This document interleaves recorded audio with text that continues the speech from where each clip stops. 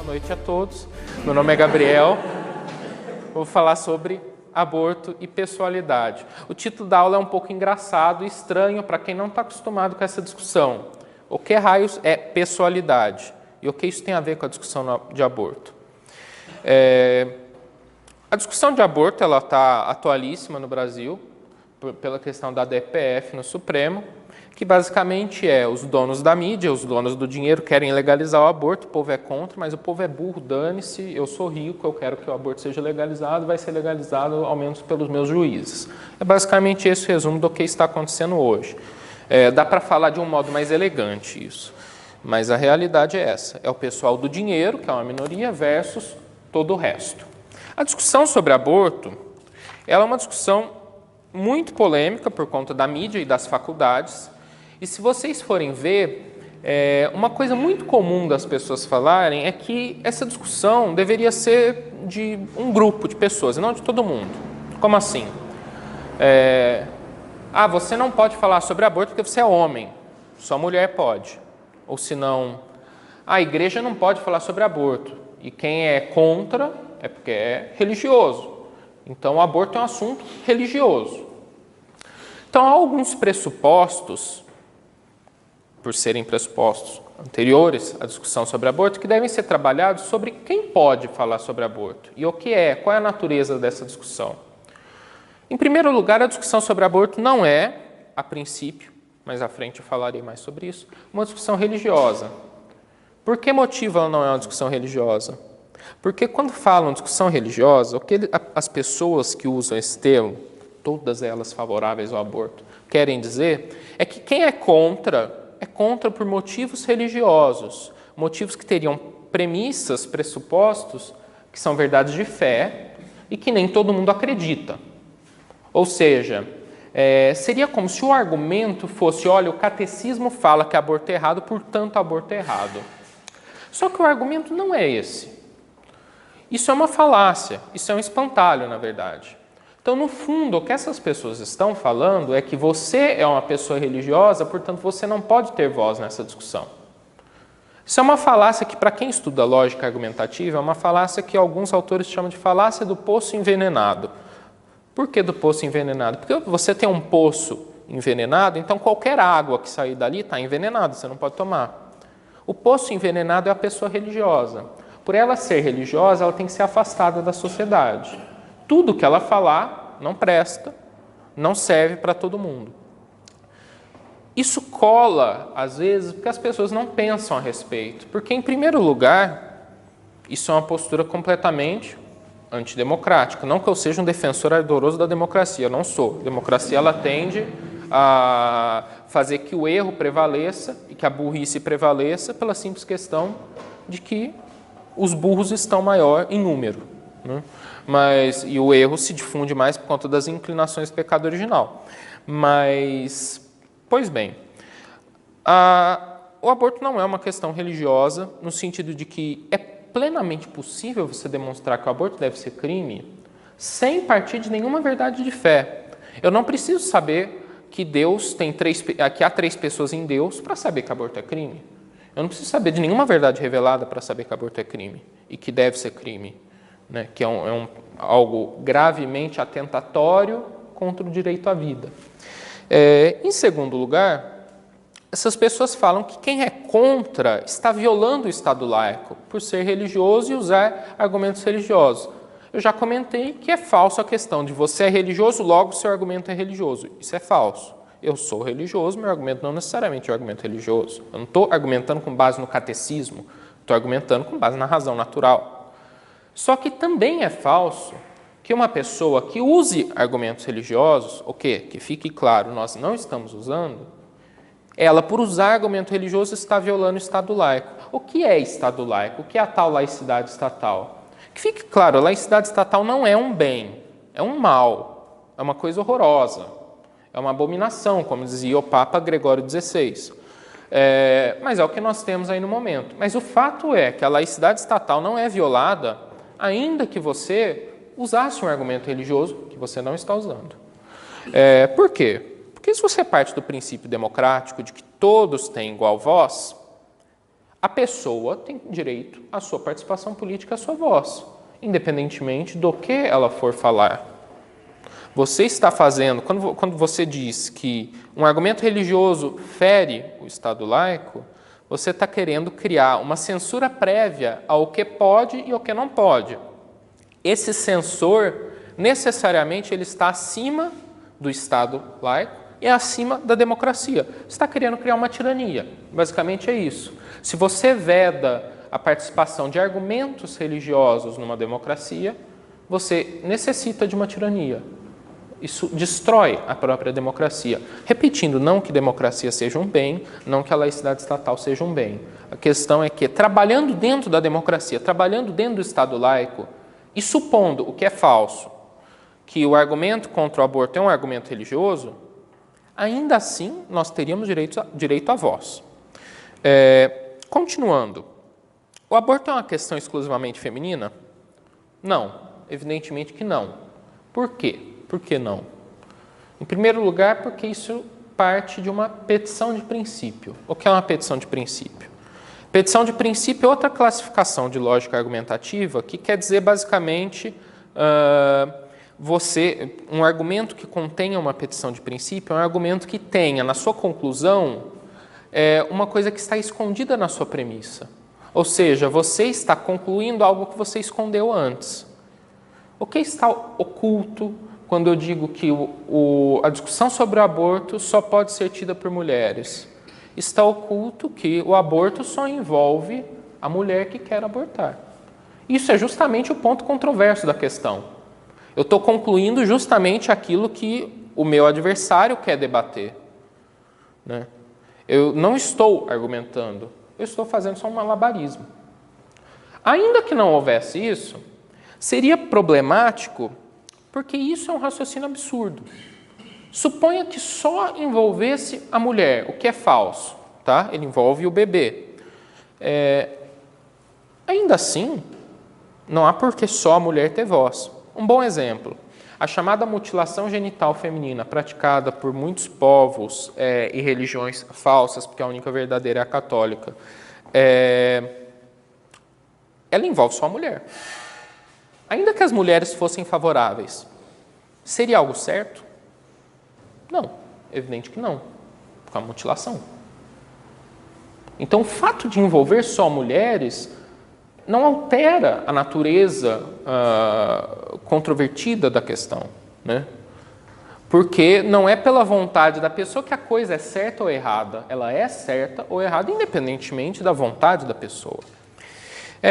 Por fim, isso ignora que há muitas mulheres pró-vida, e vocês podem reparar que quem geralmente fala, você que é homem não pode falar sobre o aborto, está falando isso para um homem que é contra, porque veio um homem que é a favor, e a pessoa fala, olha lá, ele concorda comigo, viu? Ele é a favor também. E vem a mulher pró-vida e ela responde, não, você é contra, então não aborta, tá? E fica aí no teu canto que eu vou continuar falando o que eu tenho para falar. Isso é uma falácia completa, é uma postura de má fé, uma pessoa que está agindo de má fé, né? Ela é contra o homem falar desde que ele vá contra ela. Se ele for a favor, aí ele pode ter voz, porque aí ele está iluminado pela razão feminina em abstrato. Isso também ignora que metade dos bebês são mulheres, né? Por óbvio. Elas também têm seus direitos, né? Posto isso, ditos esses pressupostos, outra coisa que a gente precisa ter bem claro em mente quando fala sobre aborto é que muitas vezes as pessoas falam, mas o aborto é uma questão complicada. Quando falam isso, querem levantar uma nuvem de fumaça para você se perder naquela nuvem de fumaça. O aborto não é uma questão complicada. Moralmente, o aborto é uma questão super simples. Super simples. Dá para você resumir em duas premissas de uma conclusão. Premissa 1, premissa maior. É imoral tirar a vida de um ser humano inocente. Premissa menor. O nascituro é o bebê que está dentro. Nascituro é quem ainda não nasceu. O nascituro é um ser humano inocente. Conclusão, é imoral tirar a vida de um nascituro. É uma questão super simples, um raciocínio. Duas premissas, uma conclusão. Simples. A forma desse raciocínio é necessária. Ou seja, se a premissa maior, a premissa menor estiverem certas, a conclusão necessariamente está certa. Então, o único jeito de você atacar e defender que o aborto é algo que deve ser legalizado é falando ou que tudo certo, às vezes, ao menos, que não é sempre que tirar a vida de um ser humano inocente será imoral, ou seja, que às vezes isso é moralmente lícito, ou você falar que o nascituro não é um ser humano inocente. Então, convém ver o que as pessoas minimamente inteligentes que defendem o aborto falam. Porque se a gente se perde no debate brasileiro, vocês reparam que o debate brasileiro para nos pressupostos que eu falei, para no você é homem, você não pode falar. Aborto é uma questão que a igreja não pode falar, se você é contra, você está defendendo a visão da igreja. As pessoas não chegam nesse raciocínio, e esse raciocínio é imoral tirar a vida de um ser humano inocente, todo nascituro é um ser humano inocente, logo é imoral tirar a vida de um nascituro. Esse raciocínio é a questão do aborto, é a questão moral do aborto. É necessário se debruçar sobre esse raciocínio para poder falar de aborto. Quanto à primeira premissa, é imoral o ataque à vida de um ser humano inocente. Qual é a única dificuldade dela que às vezes as pessoas falam? Às vezes as pessoas falam, mas é a legítima defesa? Mas é a pena de morte? E aí vem, quanto à pena de morte, o inocente, né? Esse texto é aquele que eu comentei há pouco, que eu fiz na época que eu tive discussão com a professora, etc, etc. A questão da pena de morte, ela se resolve no fato do inocente. Um nascituro, uma criança que não nasceu, ela não é um agente moral no sentido de que ela não tem ainda consciência das próprias ações, controle pleno das próprias ações, portanto, ela não pode ser moralmente responsabilizada de culpa, né? Uma pessoa só pode ser moralmente culpada depois da idade da razão, que é mais ou menos ali aos 6, 7 anos de idade, tá? Uma criancinha de 3 anos, ela não tem noção da gravidade das coisas que ela faz, né? Tanto é que ela não precisa se confessar aos 3 anos de idade. Portanto, o nascituro não pode ser réu de culpa. A questão moral da pena de morte não se aplica a ele. O fato dele ser um incômodo ou não significa que ele tem culpa, porque não é voluntária a existência dele. Ele não surgiu porque ele quis surgir. Não é culpa dele ele ter existido, ter sido concebido. Mas a questão da legítima defesa, essa é uma questão muito relevante. Muito relevante por quê? Porque a legítima defesa é uma coisa muito incompreendida hoje. O que é a legítima defesa? Legítima defesa é uma espécie, é uma aplicação concreta de um princípio moral chamado princípio do ato de duplo efeito, ou do ato voluntário indireto. O que é isso? Como a gente sabe se um ato é moralmente lícito ou ilícito? O que dá a moralidade de um ato? A moralidade de um ato, ela se mede pelos fins buscados e pelo meio empregado. Pelas duas coisas. O que é o ato voluntário indireto? É aquele ato que emprega um meio em si neutro ou bom, tá? Para alcançar uma consequência boa, mas que tem uma consequência ruim, que não é a consequência que está sendo buscada. Um exemplo. Melhor exemplo, legítima defesa. O que eu tenho numa legítima defesa? Eu tenho uma pessoa me agredindo, tá? O que eu quero que ela pare de me agredir. É um fim bom, ela parar de me agredir. Qual é o meio que eu emprego? Por exemplo, um tiro. Dar um tiro é algo neutro. Exemplo, dar um tiro para o alto, que não acerta ninguém. Não é algo ruim, é algo neutro. Eu emprego um tiro. Qual que é a consequência indesejada? A consequência indesejada é que aquela pessoa vai se machucar. Se tivesse como eu pará-la sem ela se machucar, eu adotaria isso. Mas não tem. O único jeito de eu pará-la é com um tiro. Essa é a estrutura moral do ato de legítima defesa. É por isso, por exemplo, que quando você emprega um meio desnecessário, que há outro jeito, isso causa culpa, reconhecida pelo direito, porque a pessoa é punida legalmente se ela passar da medida, se ela empregar algo desnecessário, e reconhecido pela própria teologia moral, é pecado. E a teologia moral, ela afeta até o âmbito interno. Ela fala, por exemplo, se o policial atirou no bandido, não para pará-lo porque ele precisava, mas teve prazer, queria ver o sujeito estribuchar e morrer, ele pecou gravemente, ele pecou mortalmente. O direito não entra no âmbito interno, mas ele mede o ato. Se você passou da medida, você é punido. Como isso se aplica ao aborto? Exemplo clássico. A mulher tem um câncer e está grávida. Ela tem que tomar quimioterapia, mas isso pode gerar um aborto. Isso é crime? Não, hoje não é crime. Mas isso é moralmente lícito? Se ela vai morrer se não tratar. Não é assim, ela vai morrer daqui a 40 anos. Ela vai morrer se não tratar. E ela tem que tomar esse comprimido para tratar. É moralmente lícito. Porque veja, qual é a finalidade daquele comprimido? É tratar o câncer. É uma quimioterapia. O meio é bom, é neutro no caso. O fim é bom, há uma consequência má. É um ato muito mais perfeito ela se sacrificar para não matar o bebê. Isso fez santas na história da igreja. Mas não é um pecado mortal ela fazer o tratamento que tenha risco do bebê morrer. Qual é a grande diferença disso para o chamado aborto no estado de necessidade que as pessoas tanto falam? É que elas fazem o seguinte raciocínio. Eu vou fazer o aborto e depois vou fazer a quimioterapia. Nota, você está fazendo algo que voluntariamente vai matar o bebê, não é involuntariamente. Não é o remédio que tem consequência indesejada, talvez causar um aborto. É um comprimido que serve para fazer aborto com a finalidade de fazer um aborto. Isso é pecado mortal. E isso deveria ser crime. É a pessoa que tira o útero com o bebê dentro, coisa assim. Esse tipo de aborto não é muito mais feito hoje, mas de qualquer modo, a pessoa que provoca um aborto para depois fazer um tratamento. Isso não é um ato de duplo efeito. Isso são dois atos. Um ato mau, que é o aborto, e um outro ato independente desse, que foi o tratamento que ela fez depois. Ela poderia ter feito o tratamento sem fazer o aborto. Tá? Ficou bem clara essa distinção? Porque geralmente as pessoas levantam as duas coisas como se fossem a mesma coisa.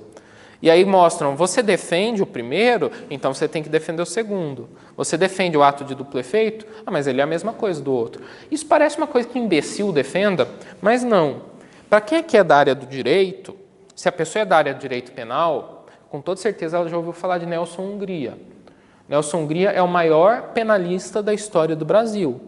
Já morreu. Nelson Hungria, no livro mais famoso dele, Os Comentários ao Código Penal, quando ele fala de aborto, quando ele fala da excludente de punibilidade, na minha opinião, do artigo 128.1, que é o do aborto em risco de vida, eu acho que é 1. Ele fala lá da teoria de ato de duplo efeito, ele não entende nada daquela teoria, dá para perceber pelo que ele escreve. Ele fala, isso daí é uma desculpinha que a igreja inventou para as consciências das mulheres carolas e piedosas. Você fala, o cara não entendeu nada da estrutura moral de um ato. Né? Bom, continuando. O único modo, voltando àquele raciocínio que eu comentei. Qual é o raciocínio? O único raciocínio envolvido na questão moral do aborto. É imoral tirar a vida de um ser humano inocente. O nascituro é um ser humano inocente, portanto é imoral tirar a vida do nascituro. O único modo de você atacar essa primeira premissa é esse que eu abordei, falando, mas e a legítima defesa? A resposta é a que eu acabei de dar. Mas as pessoas que defendem filosoficamente o aborto hoje, elas todas se concentram na segunda premissa. O nascituro é um ser humano inocente. Só que elas alteram. Essas pessoas atacam a segunda premissa falando, olha, não é bem que todo ser humano tem direito à vida. Tem ser humano que não tem direito à vida. Tem ser humano inocente que você pode tirar a vida. Geralmente, elas atacam fazendo a seguinte distinção. Quem tem direito à vida é pessoa. Agora, não necessariamente ser humano é a mesma coisa que pessoa. Por quê? E os exemplos são bons, é um negócio sólido filosoficamente. Querendo ou não, nós católicos cremos que há pessoas angélicas e que há 3 pessoas em Deus. Então, pessoa não significa exatamente a mesma coisa que ser humano. Porque Deus não é um ser humano, os anjos não são seres humanos, no entanto, são pessoas. Notem que esse raciocínio não implica em nem todo ser humano é pessoa. Implica apenas que nem toda pessoa é ser humano. Você tem 2 grupos. O grupo maior, pessoas, dentro do qual está ser humano. O contrário não necessariamente é válido. Esses autores que defendem essa visão, eles separam humanidade de pessoalidade. Daí o título dessa palestra, Aborto e Pessoalidade. E isso é o que há de mais fino, filosoficamente, na defesa do aborto. A maior parte dos que defendem aborto no Brasil não conhecem isso porque nunca leram livros sobre isso. Geralmente eles ficam em um texto ou outro, memes de internet, e é isso. Acabou por aí o aparato intelectual desse povo. Você tem grandes autores que defendem isso, que defendem de um modo muito sólido. Eles falam, o que é pessoa? Você sabe me definir o que é pessoa? Horas. Eu acho que pessoa é tal coisa. E aí eles constroem toda a teoria em cima de tal coisa. Eles falam, eles vão colocar que nem todo ser humano é pessoa, mas que os seres humanos se tornam pessoas. E aí vai ser, o ser humano só vai ter o direito à vida depois que ele se tornar uma pessoa. E toda a questão vai ser quando ele se torna uma pessoa. Antes de eu falar o que é pessoa, que eu falarei ao final, para explicar a nossa visão para a vida, eu vou analisar as diferentes posições em relação a quando se torna pessoa, mesmo sem falar o que é pessoa. Só para vocês terem uma amostra do que é a confusão dessa gente. Há 3 grandes momentos que você pode falar que ele se torna pessoa. O grande marco temporal é o nascimento, né?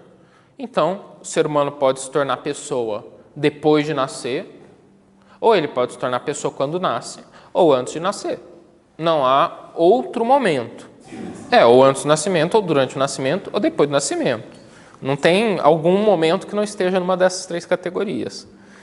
As pessoas os autores que defendem que se torna pessoa depois do nascimento, eles falam, via de regra, ou que você se torna pessoa depois do nascimento pela questão da potencialidade, ou que você se torna pessoa depois do nascimento pela capacidade adquirida. No fundo, é mais ou menos o mesmo argumento. Vocês têm 2 grandes autores que defendem isso. Um deles chama Michael Tooley, eu não sei se a pronúncia é essa, porque ele tem um artigo, acho que de 1979, antigo, defendendo isso. É antigo, mas parece que ninguém leu no Brasil ainda. E o outro, que é bem famoso, que é o Peter Singer. O Peter Singer, é Singer ou Singer? Singer. Peter Singer, ele tem vários livros, um deles chama Ética Prática. Ele é famoso porque ele defende a teoria dos direitos dos animais. E esse livro dele, intelectualmente, é muito sólido. É muito sólido. Ele tem um erro no princípio que gera todo o erro nas conclusões.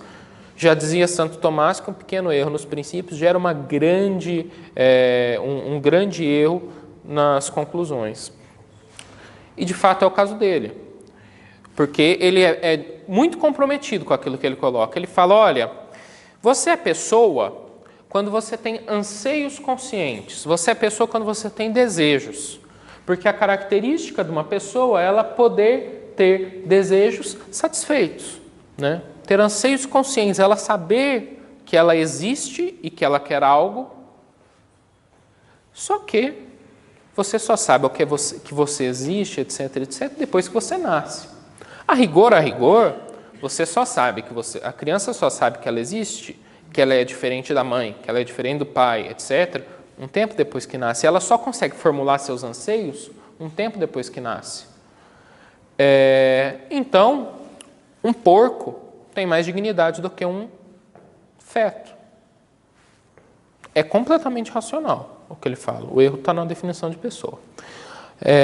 Portanto, é algo moralmente muito, muito grave você matar um porco para você comer, mas você abortar tranquilo. Há alguns autores, inclusive, isso é o Singer que fala, que defendem que a pessoa só tem noção dela mesma quando ela desenvolve a linguagem. Então, a rigor, o direito à vida começa quando a linguagem é desenvolvida. E aí, no livro dele, ele faz um malabarismo e fala, mas de qualquer modo, vamos colocar que é quando dá 2 semanas, mais ou menos, que a criança passa a ter direito à vida. Eu acho que é 2 semanas depois de nascida.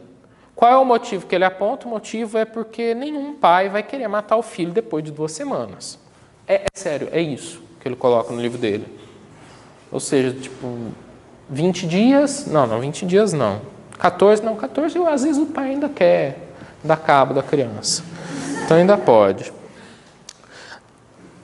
E o outro argumento possível, que é um argumento muito legal e engraçado, é o argumento da potencialidade. Eu vou resolver os dois logo mais. O argumento da potencialidade, ele parte de um exemplo que está nesse artigo do Michael Tooley, que eu comentei. Ele fala o seguinte, imaginem que você descobrisse um soro que você aplica no seu gato e seu gato passa a falar, ter vontade, ter razão, etc. Ele vira uma pessoa, você conversa com ele. O seu gato não é uma pessoa e passa a ser uma pessoa. Alguém aqui duvida que alguém que fale, que se comunique, que tenha razão, é uma pessoa? Não. Você tem o dever de aplicar esse soro em todos os gatos do mundo? Por óbvio que não. Você, então, ora, um feto não fala, não se comunica, não é racional. Ele ainda não exerce a razão. Se você não tem o dever de aplicar o soro no gato, você não tem o dever de deixar que o feto se desenvolva até se tornar uma criança que fala, que se comunica, que é uma pessoa. Esse é o raciocínio. O raciocínio é engraçado, exótico, mas ele tem 3 grandes erros, em primeiro lugar. Em primeiro lugar, o erro dele é o erro de confundir potência ativa com potência passiva. Eu já explico. Em segundo lugar, o erro dele é falar que... Aliás, são 2 erros. O segundo erro é negar a própria tese que nós defendemos, que se é pessoa em ato e não em potência. Esse ponto de negar essa tese, ele é presente em um outro autor que é ainda mais influente, Peter Singer, mas por partes. O que é potência ativa, o que é potência passiva e o que é ato, né? Metafísica em 2 minutos. Aristóteles resolveu o maior problema da história da filosofia até ele, que era o problema do movimento, explicando como é possível que as coisas mudem. E ele explicou isso falando que quando a gente fala ser, esse ser pode se dar de 2 modos. Ou as coisas são em ato, ou seja, perfeitamente, ou elas são em potência. Ser em potência não é não ser, mas é ter uma capacidade real para se tornar em ato. Por exemplo, essa parede é branca, é o mesmo exemplo que eu dei todas as 500 vezes que eu expliquei isso. Essa parede é branca em ato, ela é branca. Atualmente, hoje ela é branca, vocês veem, ela está branca, a brancura dela é uma característica já aperfeiçoada, ela não precisa ser pintada de branco. Mas ela é vermelha em potência, por quê? Porque ela pode se tornar vermelha. Isso é diferente de falar que ela é uma escala de si bemol, de si menor em potência, porque tipo, escalas musicais são uma coisa que nada tem a ver com paredes. Uma característica não se aplica a outra, uma característica não se aplica a essa coisa. Ela não é, de forma alguma, uma escala musical. Ela não tem como ser isso. Ao passo que vermelha, ela pode passar a ser. Ela tem uma capacidade real de se tornar vermelha. Isso é ser em potência. Tá? Dentro da potência, a gente pode distinguir da palavra potência a potência passiva, que é a capacidade dessa parede de se tornar vermelha, mas a gente também pode usar potência para significar capacidade de fazer algo. Por exemplo, a capacidade da tinta vermelha de tornar essa parede vermelha. Tá?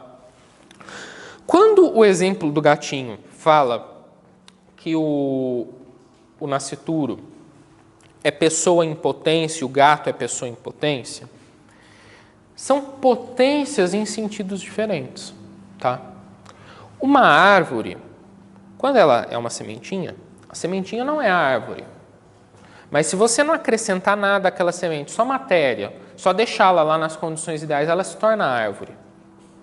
Porque ela tem potência ativa para se tornar árvore. Ela consegue mudar-se a si mesma até virar aquela árvore. A mesma coisa com o nascituro. Se o feto não atualmente está usando da racionalidade, ele tem potência ativa para passar a usar dela. Ele vai se deixar nas condições ideais, se desenvolver até atingir a razão. É só se você ativamente colocar algum empecilho, que aí ele não vai chegar ao uso da razão. Isso é diferente do gato. O gato, por si só, ele não conseguirá nunca, jamais usar a razão. Você precisa intervir ali para que ele passe, com esse seu soro mágico, para que ele passe a usar a razão. Se vocês entenderem bem a diferença de potência ativa e potência passiva, vocês percebem o primeiro erro desse exemplo e do argumento da potencialidade. O segundo grande erro desse exemplo é que nenhum de nós, ao menos eu espero, defende que o embrião, o feto, chamem como quiser, ele é pessoa em potência. Ele já é pessoa, ele é pessoa em ato. Só que ainda que não fosse, o argumento não seria procedente pela questão da potência ativa e potência passiva. Tá? E um terceiro ponto, menos relevante para finalidades de argumentação, porque é mais difícil de se explicar, é que esse soro é absolutamente impossível. Porque a pessoa e a não pessoa ocupam níveis ontológicos diferentes, não tem como ser passado uma para outra. Só se você fosse Deus conseguiria fazer esse milagre. Tá? Mas é muito mais difícil você explicar isso para o fulano que estiver discutindo com você do que explicar a diferença de potência ativa e potência passiva, de ato e potência. Fala. Gabriel, os padres da igreja, a filosofia escolástica, usavam o argumento da potencialidade para ser contra o aborto? Usavam, mas no sentido da potência ativa. Eles falavam, o feto vai se tornar um adulto. Eles não falavam pessoa, só vai se tornar um adulto. Pessoa entrou na discussão muito recentemente. Não se questionava antes se era pessoa ou não pessoa, se questionava se era humano ou não humano. Pessoa entra na discussão sobre aborto quando o Singer e outros falam que você falar que um ser humano tem direito à vida só porque é ser humano é preconceito com as outras espécies. E aí ele faz a diferença entre pessoa e ser humano. E aí ele cria o conceito de especismo que pegou na bioética. Infelizmente pegou para defender o aborto. Na União Soviética, na realidade, já tinha esse conceito jurídico, vamos dizer assim. Foi na União Soviética, se eu não me engano, as primeiras que teve o aborto pós-parto, porque adquiria pessoalidade. Sim, mas aí é pessoa jurídica, né? Sim, mas é uma consequência do reconhecimento da pessoalidade. Sim. Mas isso não estava sólido na discussão. Entende? Isso virou o grande argumento depois do Singer e de outros, por conta da questão do especismo. Porque antes não tinha nenhum motivo para você falar, não, é por ser um ser humano mesmo que ele tem direito à vida. Foi só quando um fulano falou, mas pera lá, então você acha que o ser humano é melhor do que as outras espécies? Você é um especista. No livro do Singer ele fala a mesma coisa que você faz, a mesma coisa que quem achava que negros não eram gente, faziam antes. Você acha que porco não é gente? Olha que absurdo. Não tem nada a ver uma coisa com a outra. Mas o argumento está lá, temos que responder. O exemplo do gato eu já expliquei. O exemplo das capacidades adquiridas é o exemplo do Singer, que a capacidade adquirida é aquele que eu falei. Só é pessoa quando passa a ter noção de que existe, conseguir expressar os seus desejos, etc, etc. Isso gera tantos problemas, mas tantos problemas, porque ele fala que pessoa é aquele que tem consciência de si. Ora, o feto não tem consciência de si, só tem depois de um tempo, depois de nascido. Antes disso, você pode matar. Inclusive depois de nascido. Isso gera vários problemas. Uma pessoa dormindo não tem consciência de si. Ela está dormindo. Uma pessoa anestesiada não tem consciência de si. Então, eu posso matar uma pessoa dormindo? Ah, não. Eu posso matar uma pessoa anestesiada? Não. E aí você vai indo. Uma pessoa em coma temporário? Não tem. Posso matar? Não. E uma pessoa em coma permanente? Se você fala posso, você justifica a eutanásia. E esse pessoal justifica. Então eles falam, posso. Só que qual é a diferença do coma temporário para o coma permanente? A diferença é que a pessoa em coma permanente não vai sair do coma.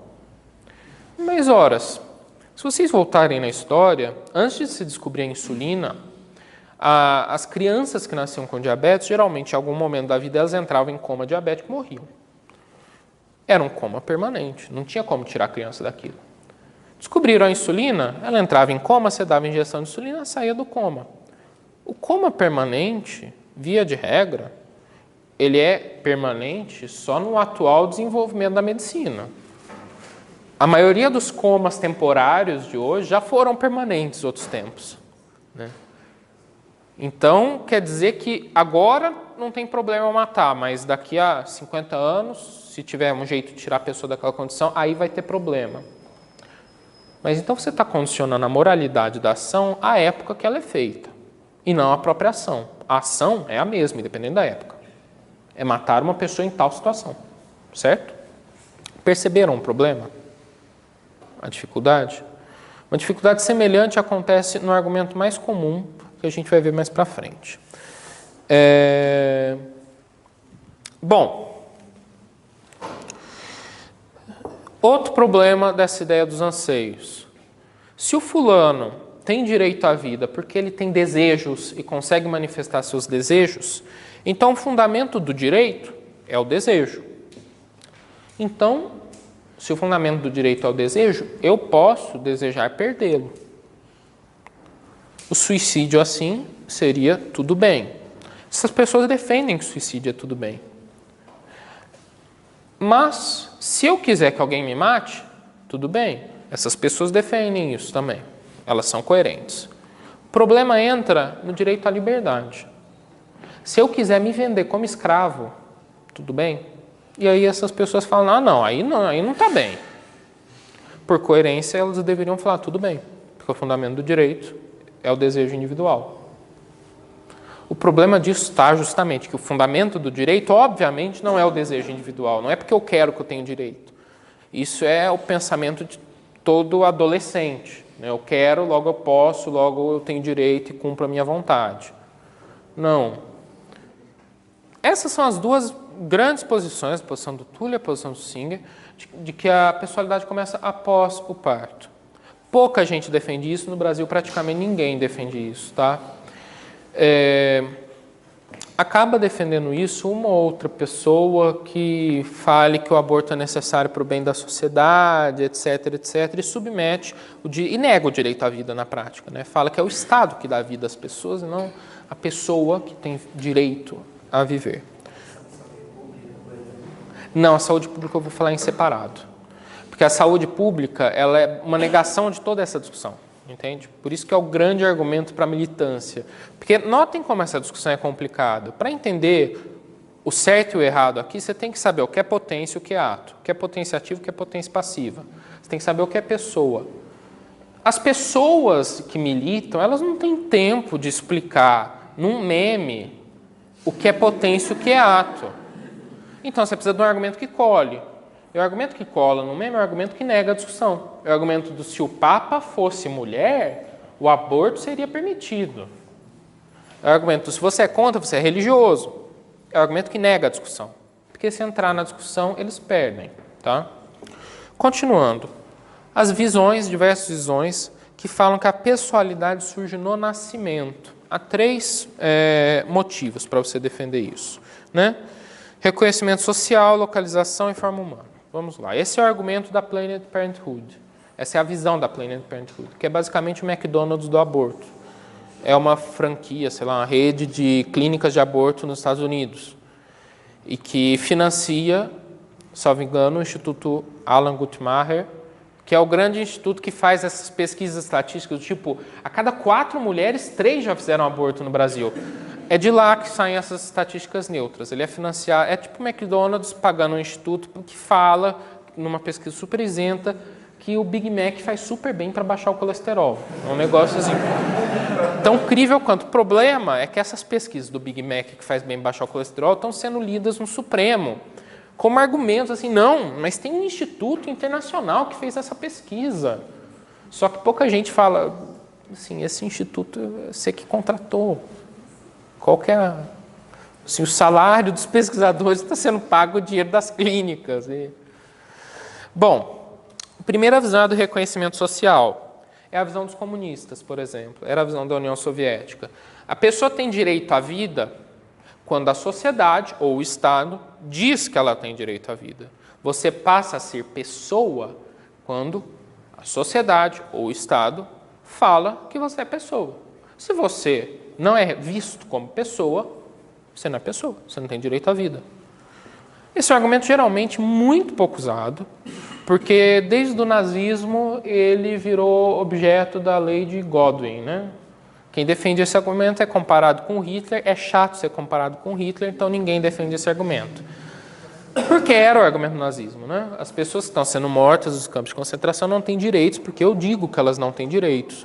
Né? Porque é o Estado que reconhece o que é o direito, o que não é o direito, a vida, o que é a pessoalidade, no caso a personalidade jurídica.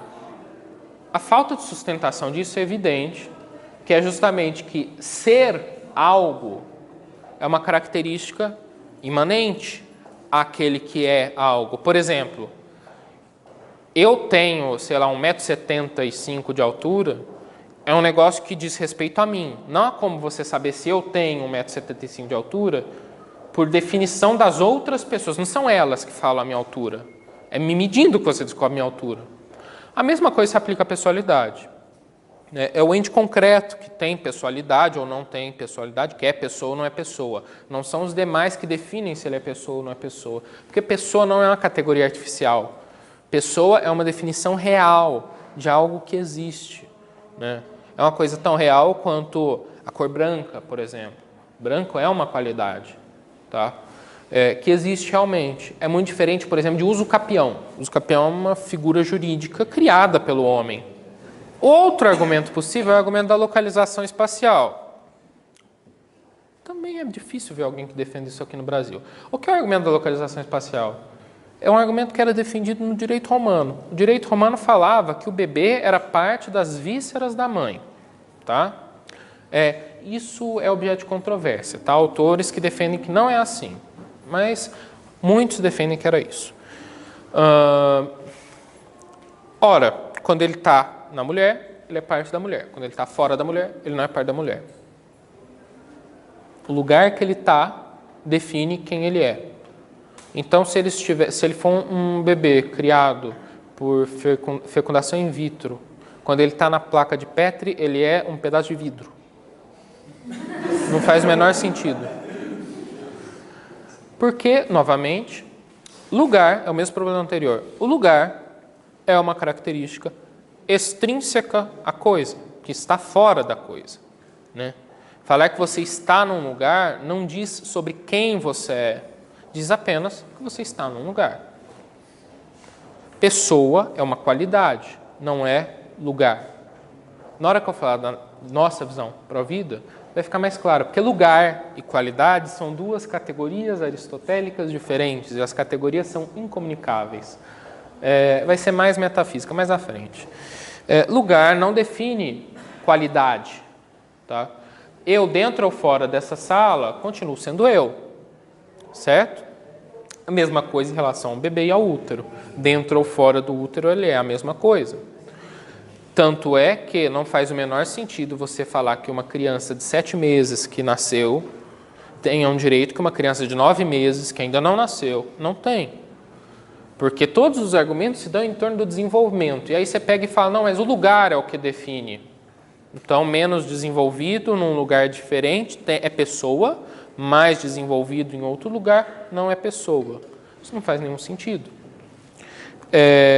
Por fim, a visão da forma humana. Né? Que pessoa seria algo que tenha forma humana. Isso é muito pouco defendido, isso era defendido muitas vezes antes da invenção, eu acho que foi do raio-x, não foi do ultrassom, porque não se tinha certeza de quando surgia a forma humana.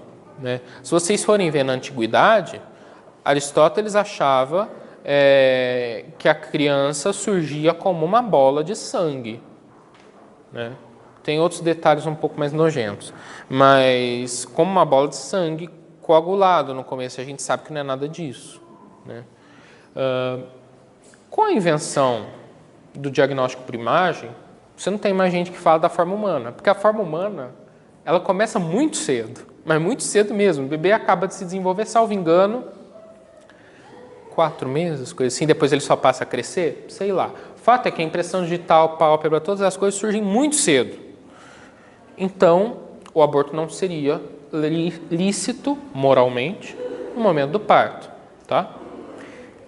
Desses 3 argumentos, o mais empregado, e não é empregado no Brasil, é empregado nos Estados Unidos, é o argumento do reconhecimento, né? É pessoa quando o direito fala que é pessoa. Se o direito não falar que é pessoa, perdão, não é pessoa, não tem direito à vida.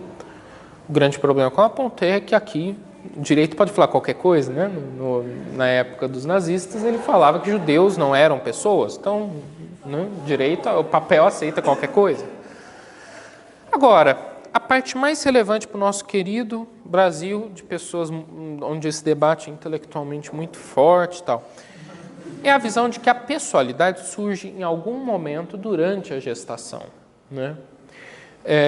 E aí há vários momentos possíveis. Há momentos meio cinzentos e há momentos claros. Claros, por exemplo, a anidação. Quando há anidação, há pessoa.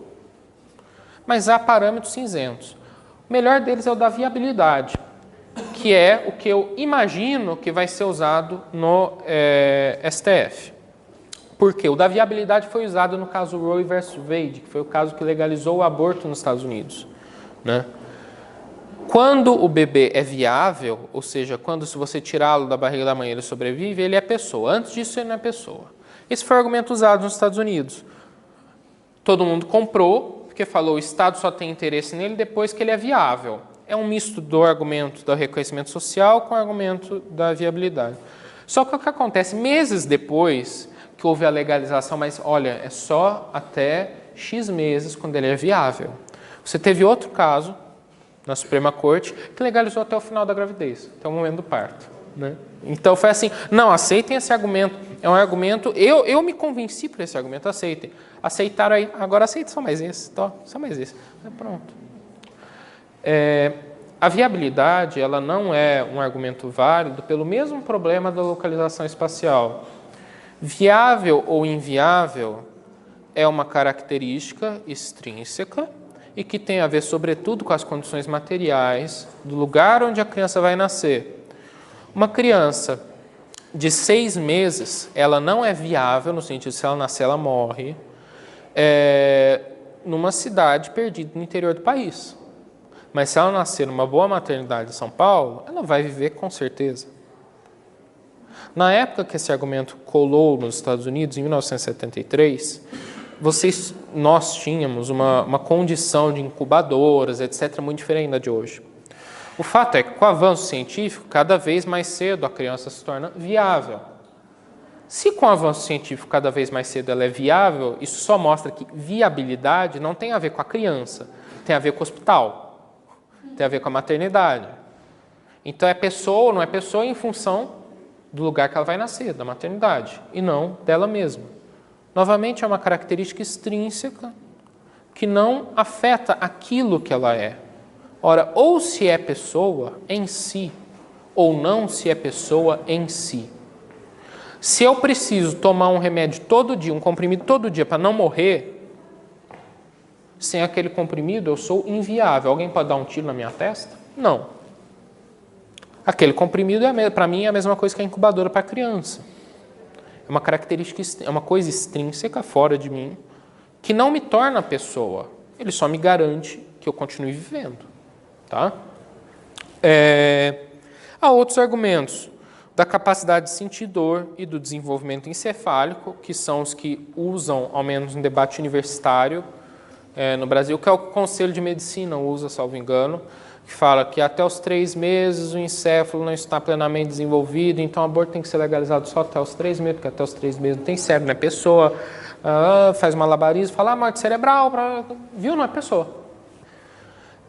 Qual é o grande problema? Lembram quando eu comentei o exemplo dos gatinhos? não é só possível você imaginar um gato falante, que ele seria sem dúvida uma pessoa, mas é plenamente possível você imaginar pessoas sem cérebro, tá? Seja na ficção científica, seja, por exemplo, na teologia. O conceito de anjo é um conceito que implica pessoalidade. Anjos são pessoas, ainda que não existam, tá? O juízo de existência é independente do juízo da essência daquilo. Se existem inteligências separadas, necessariamente as inteligências são pessoas, ninguém nega isso. Então, pessoa não tem a ver com cérebro, mas com inteligência.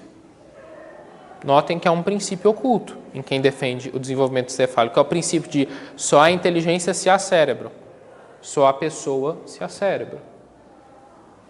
Tá?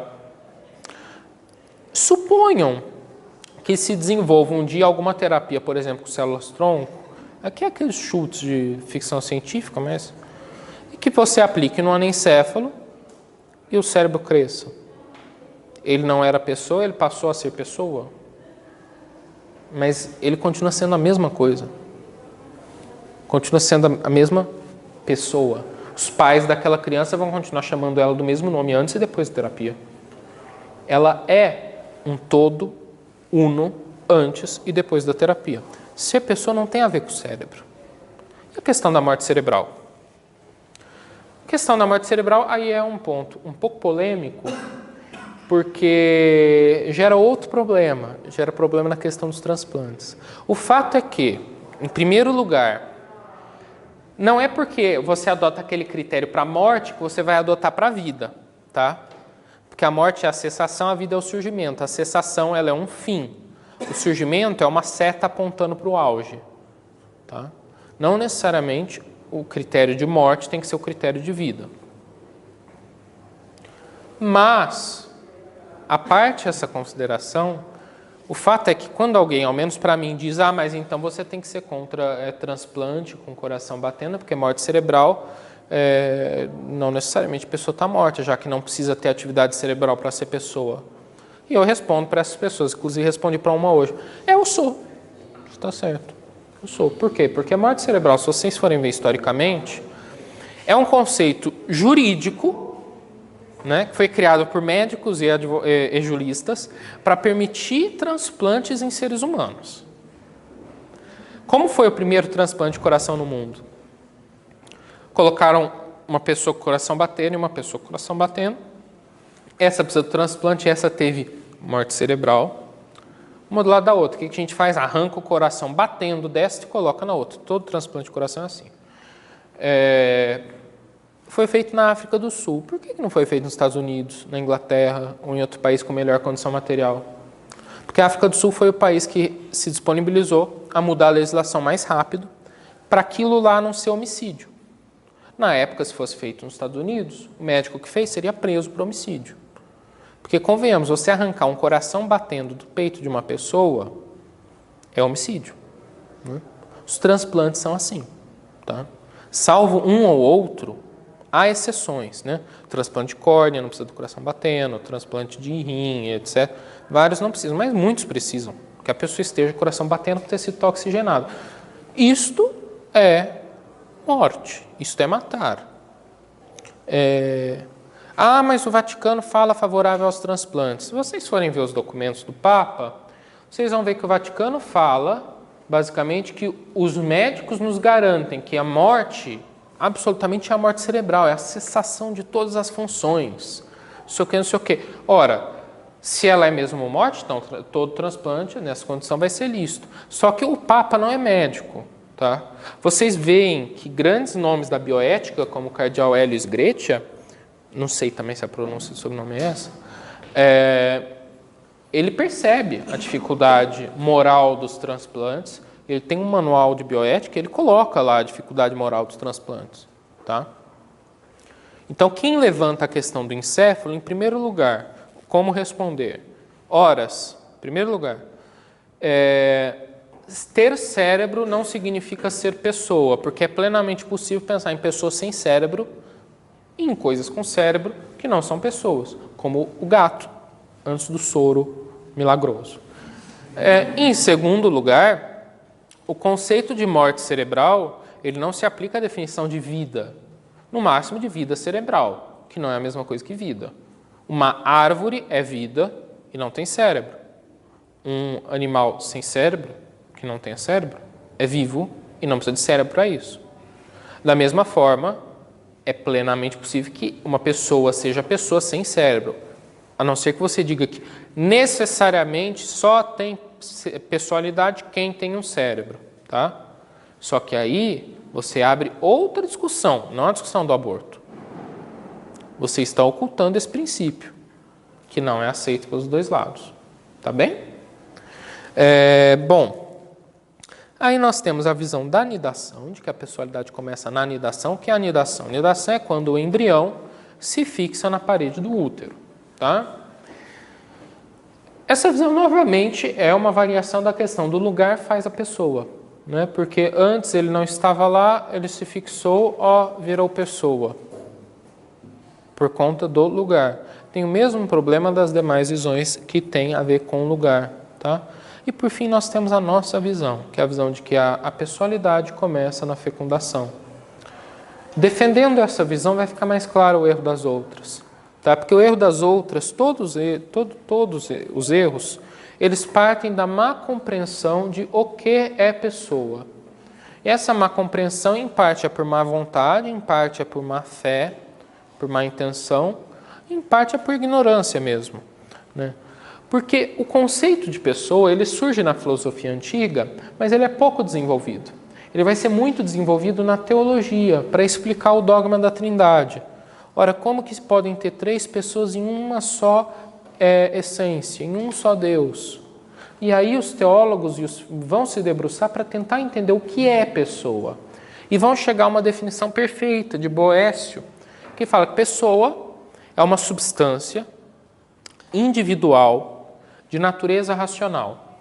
O que isso significa? Palavra por palavra. Substância. O que é substância? Novamente, mais metafísica. Substância é uma palavra que tem dois grandes sentidos. Ela pode significar substância primeira, que em grego é hipóstase, ou substância segunda, que em grego é ousia. Não sei a pronúncia porque eu não sei grego, tá? Mal sei português, quanto mais grego. Substância primeira, hipóstase, é basicamente a coisa concreta. Esta mesa é uma substância primeira, tá? Substância segunda é a coisa em abstrato, digamos assim. Aqui não, a substância segunda dessa mesa é madeira, mas em abstrato poderia se dizer a mesidade dela. Mas no caso de uma pessoa, peguem o Joãozinho. O Joãozinho é uma substância primeira. A substância segunda ali é homem, ser humano, tá? Ora, pessoa é substância individual. Substância individual significa substância primeira, tá? Então, pessoa é aquele ente concreto, aquela substância individual. De natureza racional. O que significa natureza racional? Natureza racional significa que é próprio daquela substância ter o uso da inteligência, ter o uso da razão, ter a capacidade racional. Natureza racional é completamente diferente de falar de exercício racional, né? A pessoa é pessoa ainda que não esteja naquele momento fazendo uso da razão. Ela é pessoa porque é próprio dela ter uso da razão, ou seja, ela só não vai atingir o uso da razão se tiver algum empecilho no caminho. Por que um anencéfalo não tem uso da razão? Porque tem um empecilho no caminho. Houve um mau desenvolvimento do corpo que impediu o desenvolvimento do cérebro, que é a sede dos sentidos internos, e a razão humana opera em cima do cérebro. Não no cérebro, mas em cima dos dados dos sentidos internos, cuja sede é o cérebro, tá? Mas houve ali um empecilho, né? O que é uma pessoa em coma, uma pessoa anestesiada? É uma substância individual que tem a natureza racional. Ainda que ela não esteja usando naquele momento, a natureza dela é racional. Isso é substância individual de natureza racional. Que é substância individual o embrião, isso é claro para todos. Ele é uma coisa concreta, individual, tá? Diferente da mãe. Isso ninguém nega. A grande questão é a natureza racional. E aí é necessário um pouco de compreensão filosófica para se entender. Por quê? Porque a natureza ela decorre da essência da coisa, daquilo que a coisa é. Essência, cuididade, nada mais é do que o que aquilo é. Né? Isso é uma flor, isso é uma mesa, Joãozinho é uma pessoa, Joãozinho é um ser humano. Por ser um ser humano, ele é uma pessoa. E a essência, que diz o que aquela coisa é, ela dá unidade à coisa. Se vocês olharem, pegarem uma criança e forem remontando no instante anterior de vida daquela criança, vocês vão voltando um segundo, um instante, até chegar num bebezinho. Não há nenhuma diferença de um instante para o outro, que você fale, aqui teve uma diferença. Não há. Se você for voltando, o bebezinho vai chegar até o parto. Se você for voltando, logo antes do parto, só muda o lugar que ele está, dentro ou fora da barriga da mãe.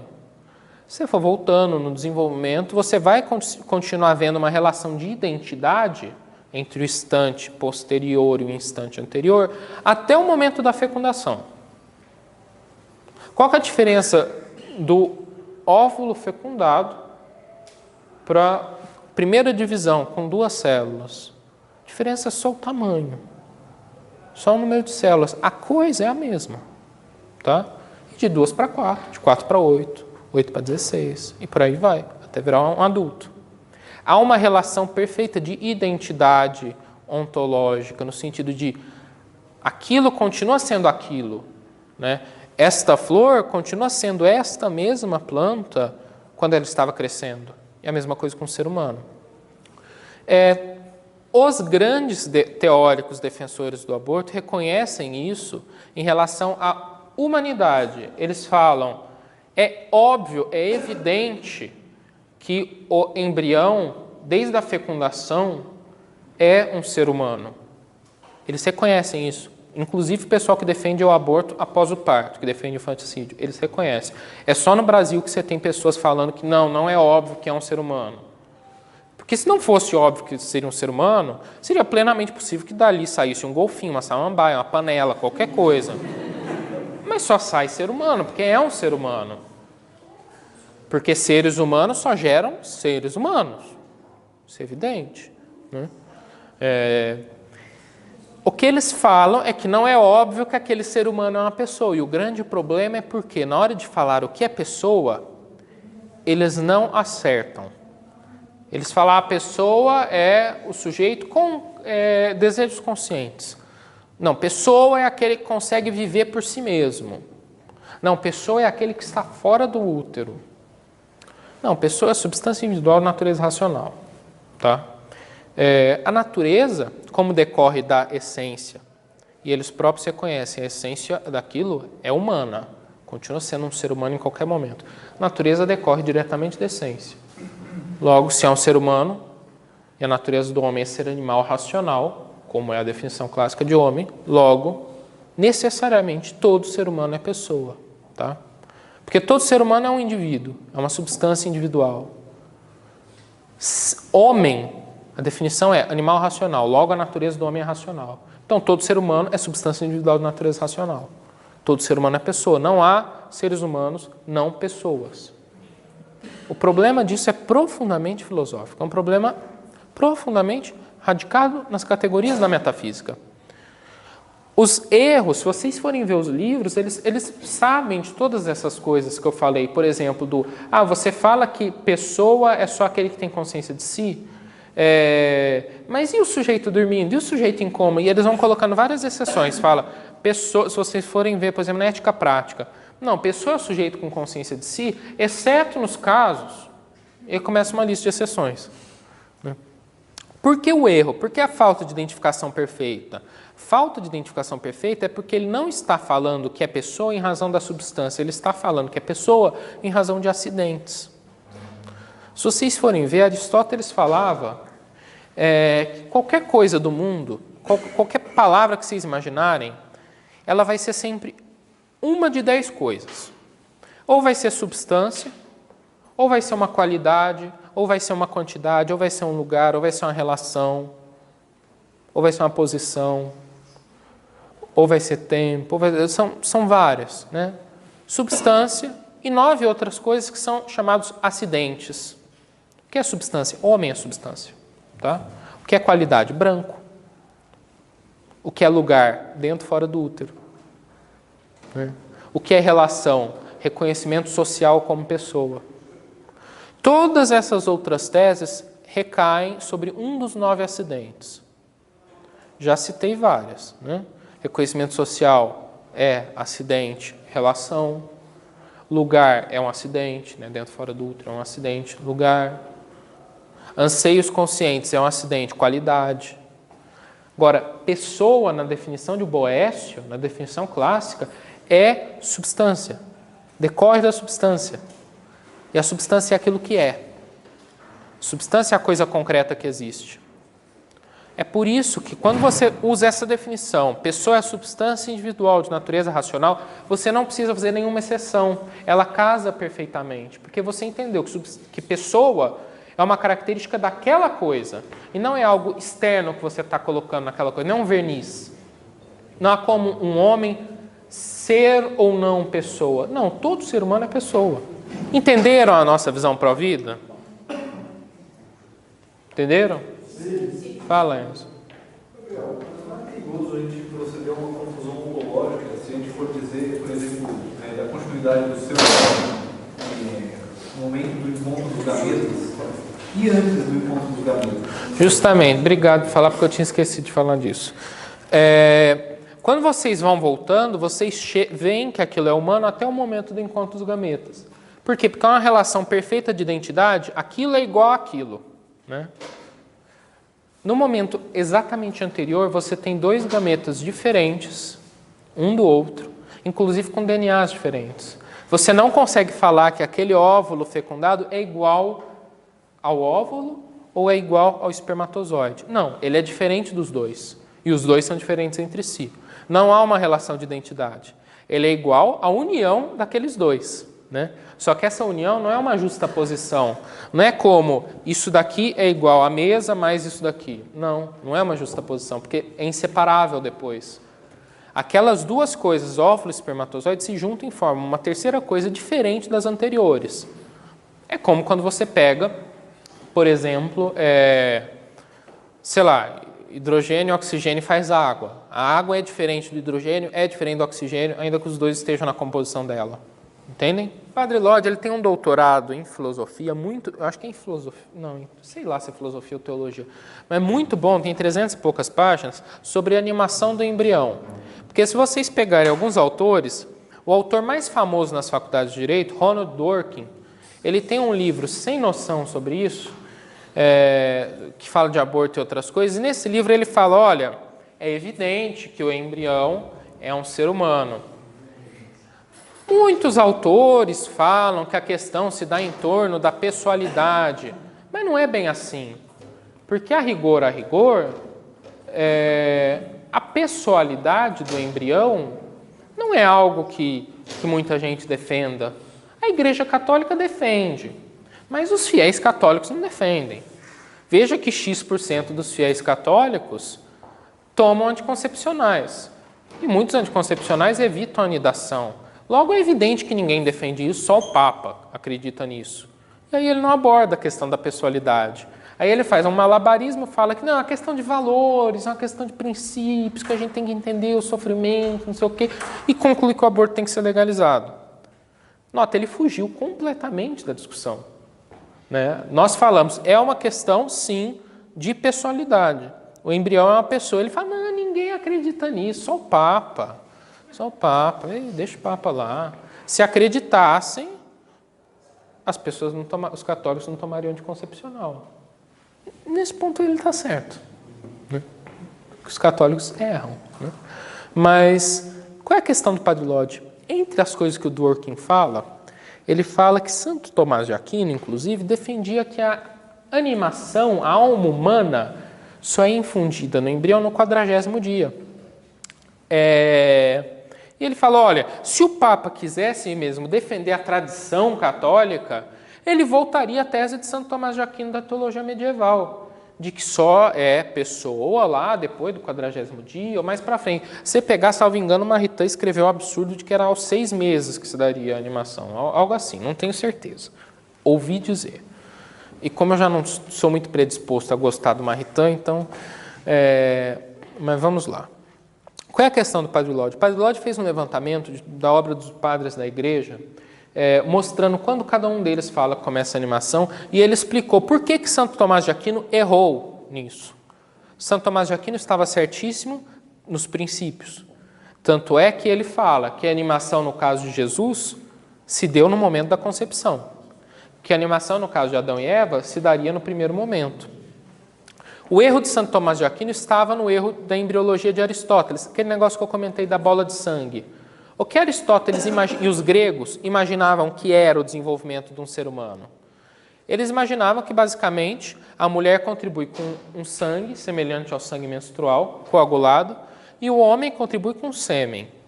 Eles imaginavam que o sangue menstrual coagulava dentro do útero, formando uma bola.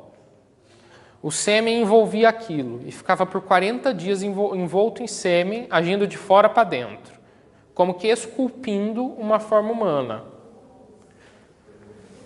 Eles tinham noção de que o agente não pode ser maior do que a causa. Então, Aristóteles e os antigos pensavam, ele esculpe uma forma humana por conta de uma virtude que vem do pai, de uma potência ativa, uma capacidade que vem do pai.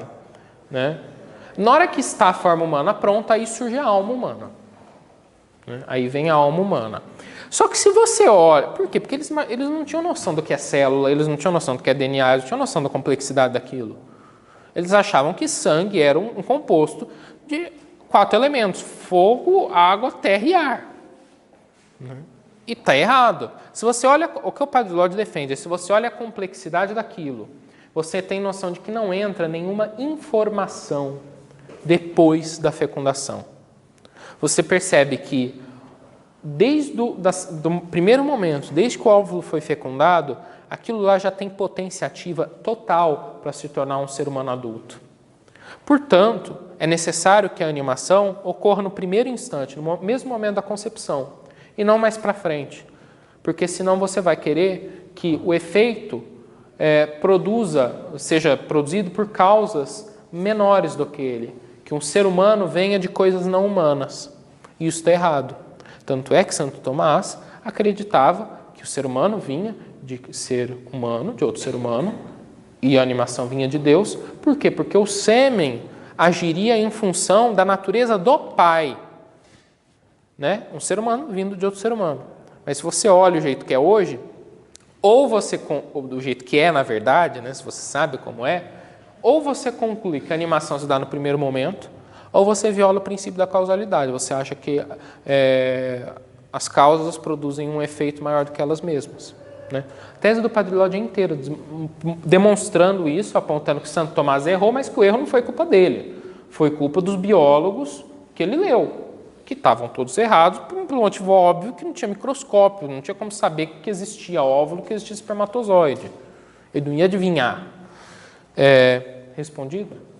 Dito, ou melhor, sobre a tese do Padre Lodi? Leiam, muito boa a tese do Padre Lodi, tem na internet em PDF. Bom, a questão da saúde pública e da morte por abortos. Qual é a grande questão? Por que isso cola? Lembrem do raciocínio que eu falei?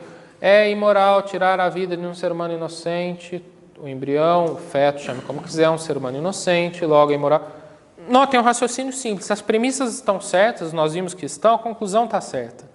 Quando você fala que, mas e as mortes das mulheres pretas, pobres, trans, não sei o quê, não sei o quê, não sei o quê, não sei o quê, anã, sei lá o quê. Você está negando toda a discussão, sabe? Você fala assim, olha, independentemente das consequências, ou seja, morrendo ou não morrendo, a moralidade do aborto não depende disso. Ela depende do ato do aborto. Ou aquele ato não é imoral, e aí ele tem que ser legalizado. Ou ele é imoral, e aí ele não deve ser permitido em hipótese nenhuma, ainda que morra gente porque tenta fazer. Esse princípio não é um absurdo, é o mesmo princípio que a gente aplica a todos os outros crimes. Né? Morre bandido tentando roubar banco. E daí? Alguém está pedindo a descriminalização do roubo a banco? Não. Fora medo de comunista, mas ninguém acha que roubar banco deve ser permitido, né?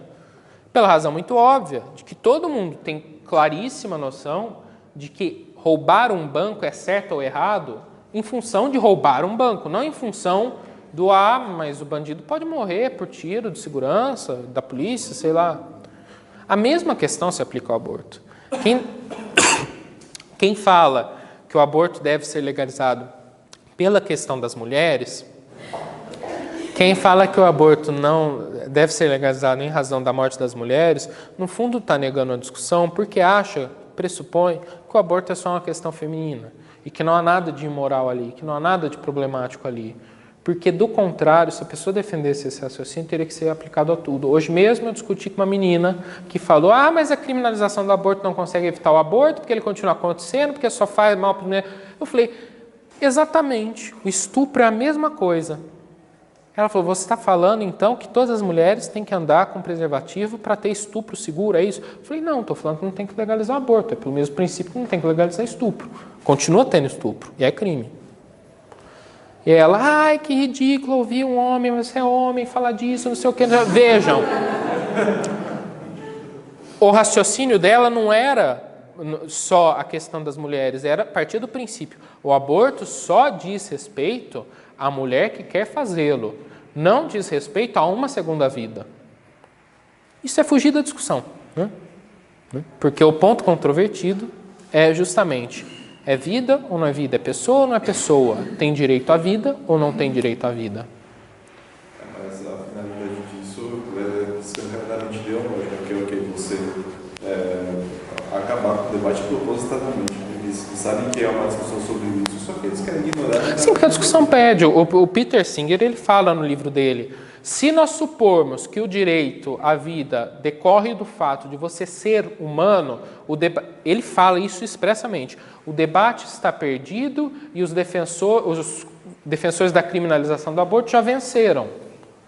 Aí ele fala, mas não é bem essa discussão, e começa a questão do especismo, e aí fala da pessoalidade, que nem todo ser humano é pessoa, etc., que o porco tem mais direito do que um bebezinho, porque o porco tem noção de quem ele é, o porco sente prazer ao comer, o bebezinho não tem noção de quem ele é, o bebezinho não consegue usufruir dos prazeres da vida. É a visão do Peter Singer. Ele defende até as últimas consequências, no que ele é super coerente, muito mais coerente e muito mais honesto do que o Dworkin, que é mais usado. Por quê? Porque o Dworkin ele dá uma conclusão que não parece tão absurda para a maioria das pessoas. Não, o aborto tem que ser legalizado, mas tem que ser poucos e raros casos, né, de um aborto seguro para que as mulheres não morram. Tá? Mas ninguém é a favor do aborto, todo mundo sabe que é uma questão muito feia, muito triste, muito complicada. Não, Peter Singer, ele, por outro lado, ele fala, não, eu acho que tem que ser legalizado e por causa desses princípios tem que legalizar o infanticídio também. Ninguém tem nada a ver se o pai quer matar o filho ou não quer. Por outro lado, você não pode comer carne de porco, tá? Ao menos ele é coerente, né? Ele não tenta fazer um discurso suave para esconder as conclusões das premissas dele. Ele vai até o final com aquilo que ele se comprometeu. Os demais autores não fazem isso. Bom, questão de saúde pública, já falei, e a questão, por fim, da liberdade da mulher. Mas e a liberdade da mulher? O que é liberdade? Isso daria tema de outra aula. Liberdade não é a capacidade de você fazer o que der na sua telha, independentemente dos direitos dos outros. Tá? Liberdade é algo que sempre tem que ser levado em consideração a lei no sentido de lei moral, e o direito alheio. Liberdade é a capacidade de você voluntariamente fazer o bem e se ordenar para os seus fins últimos. Não é a capacidade de fazer o mal.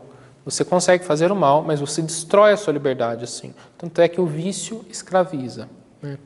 A questão parece simples. Ficou claro para todo mundo? Parece relativamente simples. Só que quando eu estava escrevendo meu TCC sobre isso, em filosofia do direito eu estava explicando por que o aborto é errado e do meu raciocínio e não deve ser legalizado. Quando eu estava fazendo meu TCC em direito penal, eu notei uma coisa. Há um grande problema hoje em dia que o pessoal pró-aborto não se tocou, porque eu imagino que é algo muito profundo para a cabeça deles, mas que a gente precisava começar a se preocupar, porque talvez alguma hora eles percebam. problema é o seguinte, entre eu falar o aborto é, de fato, um homicídio, e eu falar o homicídio deve ser crime, pela lei penal, tem uma distância. Tem a distância entre moral e direito. Certo? Tem a distância entre aquilo que é ilícito moralmente, pecado mortal, gravemente mal, e o direito. Me parece claro que pelos princípios do direito você consegue concluir que o aborto deve ser crime, deve ser punido, etc, etc. Mas há alguns casos meio complicados, como o aborto em risco de vida, que não se aplica hoje à teoria do ato duplo efeito. Mas como criminalizar isso? Como você sabe que é crime? Você consegue saber que é crime se você voltar a Santo Tomás de Aquino e ver que a finalidade da lei é fazer os homens bons. Só que se você falar hoje que a finalidade da lei é fazer os homens bons, a maioria das pessoas caem da cadeira. Né? Por quê? Porque para o liberalismo a finalidade das leis é evitar a guerra de todos contra todos, e só. E fazer com que os pactos privados sejam cumpridos. Não é fazer os homens bons. Essa é uma visão clássica. Né? Há um problema muito profundo na concepção de o que é lei, qual é a finalidade da lei, qual é a finalidade do Estado, qual é a finalidade do homem nessa questão do aborto. Fora a falta de entendimento metafísico do que é pessoa, há uma falta de entendimento da filosofia do direito, entende? Porque ainda que eu demonstre que o aborto é um homicídio, eu não demonstrei que o homicídio deve ser crime. Isso é evidente para a maioria das pessoas, por isso que isso é uma tese que não colaria para legalizar, nunca. Mas se nós não retornarmos à visão clássica de Santo Tomás, de Aristóteles, de Platão, não há nenhuma barreira filosófica para não se poder defender que o homicídio não deve ser crime, ou que o estupro não deve ser crime. Porque o crime passou a ser algo que as pessoas querem que seja. Não há crimes de direito natural, porque não se reconhece mais a lei natural, certo? É crime aquilo que a lei diz que é. A lei, o Código Penal, não a lei natural, tá? E no fundo, esse problema vocês percebem, se forem estudar, sobretudo no argumento da liberdade da mulher. Né? O Centro Dom Bosco conseguiu pegar o ministro Barroso, tempos atrás, e perguntar para ele sobre o aborto. E o Barroso falou, né, com aquela cara de nojinho que ele faz, ele falou, não, porque se você, como eu, é parte de uma ética kantiana e a sua vida depende do sacrifício da minha liberdade, eu não quero sacrificar a minha liberdade, você perde, entre parênteses, perde a vida. A parte o ponto de que eu não sei aonde ele achou isso em Kant, porque isso não tem nada a ver com Kant, inclusive Kant escreve o justo oposto disso,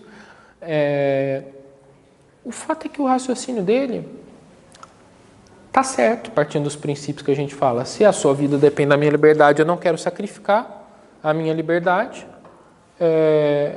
a não ser que eu esteja te matando diretamente, não há motivo para eu resguardar a sua vida. Por quê? Porque a lei hoje não é pensada como tendo uma função pedagógica, tá? Então, nisso eu já convido todos vocês para outra aula futuramente sobre as finalidades da lei, sobre a lei em Santo Tomás de Aquino, etc, etc, que é necessário para essa discussão, não para a discussão pública, porque as pessoas não chegam nessa profundidade, mas para solidificar isso, tá? Dando um pequeno spoiler, por que o aborto deve ser crime? Porque todos nós temos uma apreensão, primeira, de um princípio moral, um hábito natural que nós temos, chamado sindérese, que basicamente todos nós percebemos que temos o dever de fazer o bem e de evitar o mal. E com base nisso a gente consegue entender que a vida é um bem para o homem, é o maior bem da ordem corporal. E, portanto, todos nós temos o dever de evitar o mal, de evitar tirar a vida. O aborto deve ser crime não por conta do direito à vida, mas por conta do dever de não tirar a vida. Porque o dever vem antes do direito. O direito é uma interpretação da lei. A lei dá deveres. Dos deveres nós derivamos direitos. Essa é a visão oposta à visão iluminista, liberal, que a gente tem de direito. Direito natural à vida. Inviolabilidade da pessoa humana, dignidade da pessoa humana. Essas coisas não existem. Existem deveres. Deveres pela lei. O homem é digno porque é a imagem de Deus. Mas a sua ação não se dá em função da sua dignidade, mas sim da lei natural. certo? Alguma dúvida? Gabriel, talvez seja uma questão de ordem mais moral do que propriamente ontológica, né, que foi o tema abordado. Mas eu vi que, quando você falou da dupla, qual a terminologia do caso do efeito? Ato de duplo efeito. Ato de duplo efeito. Você não se referiu propriamente a um ato de aborto, mas sim a um aborto potencial. Sim, é o chamado aborto indireto. Ok. A minha dúvida é, a gente pode impropriamente dizer, por analogia dizer, que o aborto é um ato ontologicamente errado? Não, moralmente errado, porque a ontologia não tem, a metafísica não dá a moralidade dos atos, é a moral que dá. Ok. Ele é sempre errado ou ele é errado em todos os cenários possíveis? Ele é sempre errado. Porque ele é intrinsecamente mal. Porque tirar a vida é intrinsecamente mal.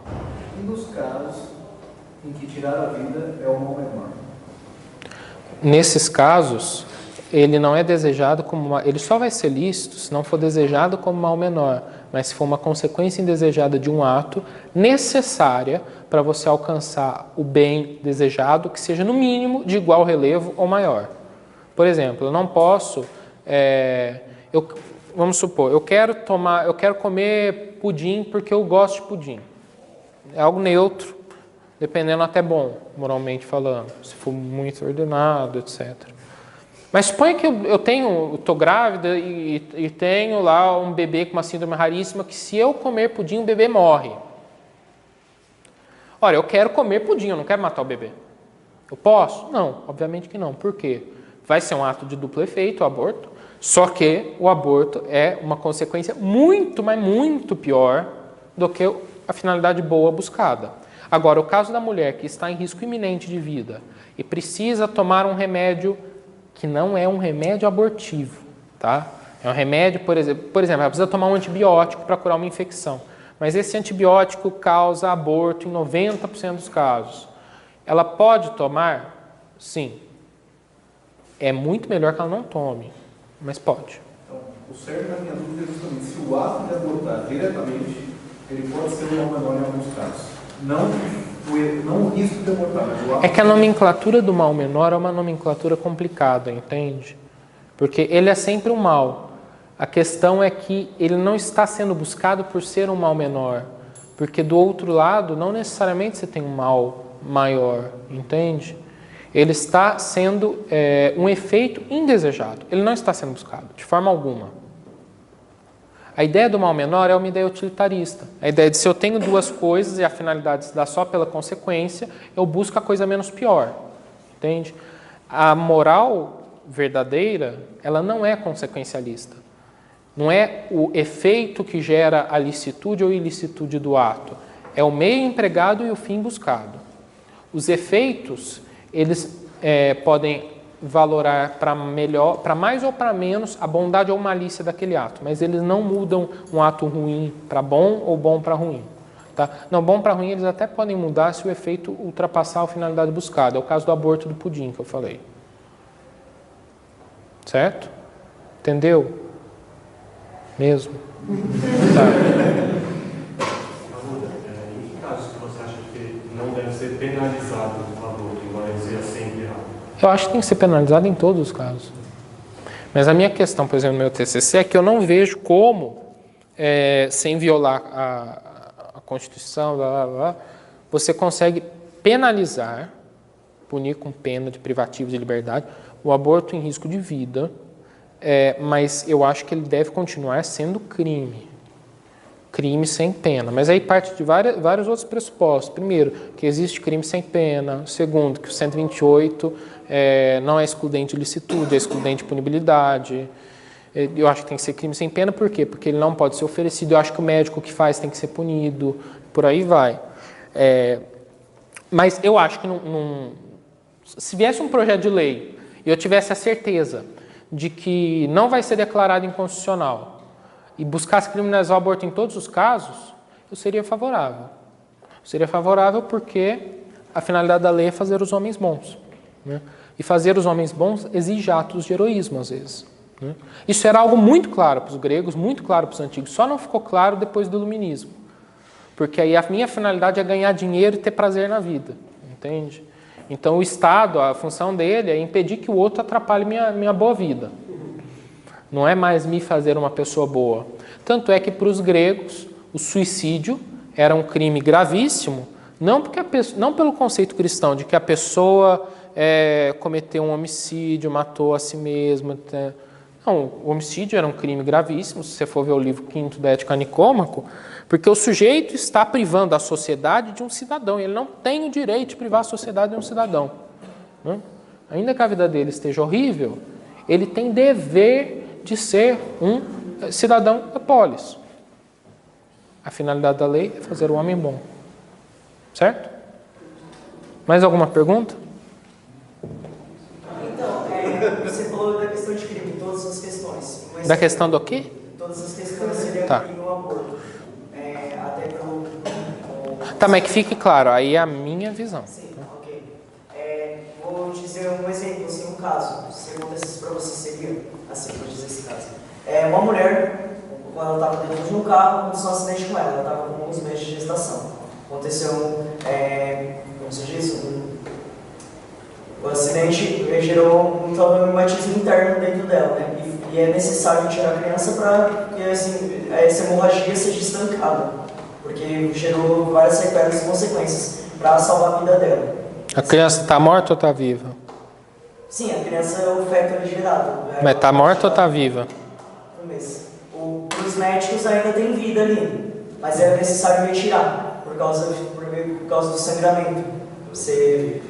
Infelizmente, isso é uma causa que possa dar morte nela, né? Sim, talvez isso esteja coberto pelo ato de duplo efeito. É controverso, porque é bem próximo do exemplo da gravidez tubária, e aí há controvérsia moral em qual momento é lícito a retirada para estancar a hemorragia. Eu concordo com o Padre Lodge.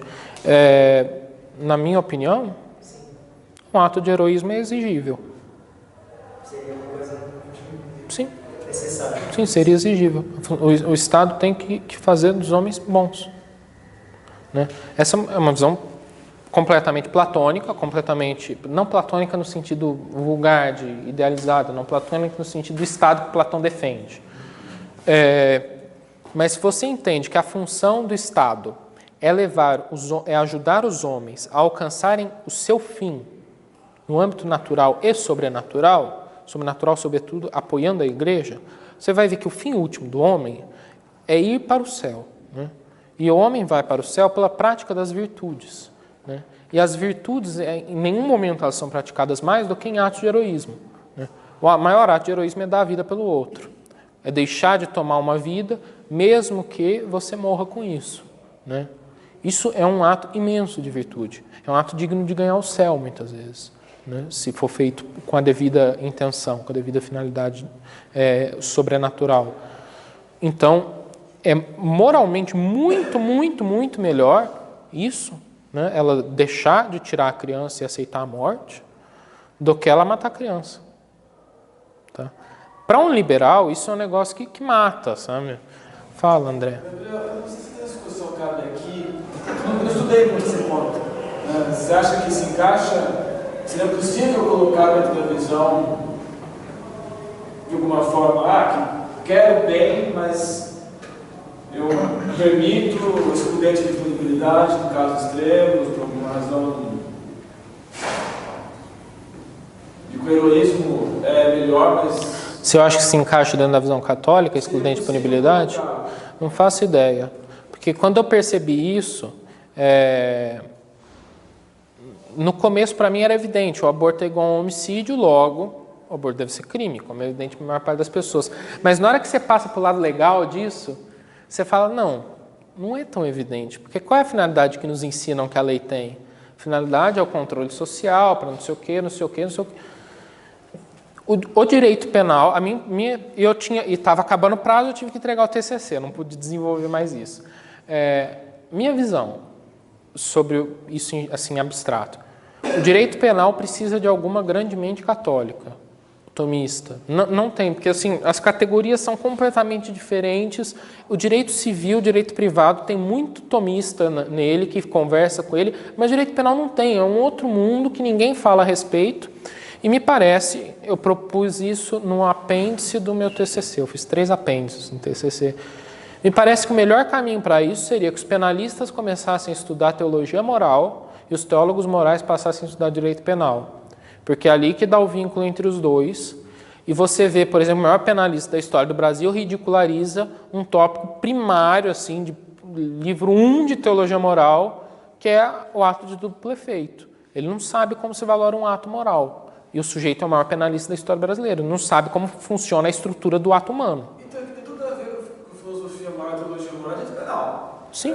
E eu vejo que não há nenhuma base dos nossos pensadores nos últimos 300 anos, os nomes que a gente cita, né, real nessa área. Né? E eu vejo que tem um pessoal que quer restaurar as tradições, se foca na metafísica, na epistemologia, na doutrina dogmática, só que a teologia e filosofia moral é muito sofisticada e muito complicada. No sentido de eu não ser pecado grave, não ser condutas materialmente pecaminosas, mas eu tenho que ver a culpabilidade. Então, eu poderia despenalizar, mantendo o crime pela linha da culpabilidade. Sim. Mantendo uma cosmovisão Sim. coerente do direito do bem. Né? Então, isso é um debate que não é feito. Né? Então, não sei, se você pensou sobre isso... Eu pensei sobre se dava para manter só como excludente de punibilidade ou se teria que ser pena. Eu tive a sensação de que dava para manter, que não precisava aplicar pena na mulher e no médico que... Oi? No civil, no ato humano, no civil, você tem essas questões de culpabilidade. Sim, mas você tem justamente, porque o pessoal da área privada estuda essas coisas. Mas o pessoal criminal, via de regra, a última coisa que eles vão estudar na vida vai ser teologia moral. Justamente.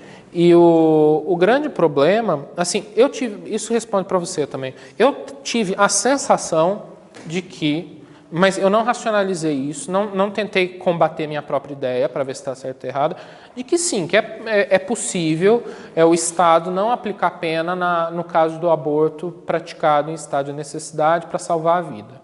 Tá? Me parece que é possível, mas eu não sei, posso estar completamente errado.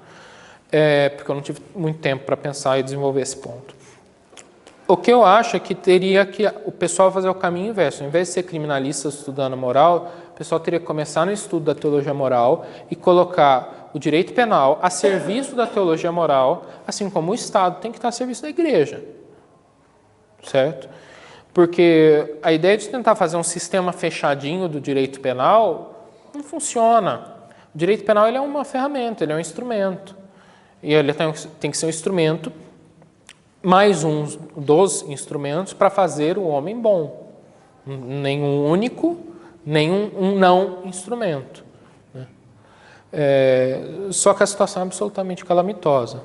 Se você não leu, vale a pena ver o que o Nelson Hungria fala. Eu acho que eu cito no meu TCC o que o Nelson Hungria fala do ato do duplo efeito. Na hora que eu li aquilo, eu fiquei tão decepcionado que eu falei, gente, falam que ele é o melhor e o sujeito ignora um negócio assim que qualquer estudante de primeiro ano de teologia sabe. E o Nelson Hungria, inclusive, esse trecho é usado na construção jurisprudencial que vai agora ser analisado pelo STF. Né?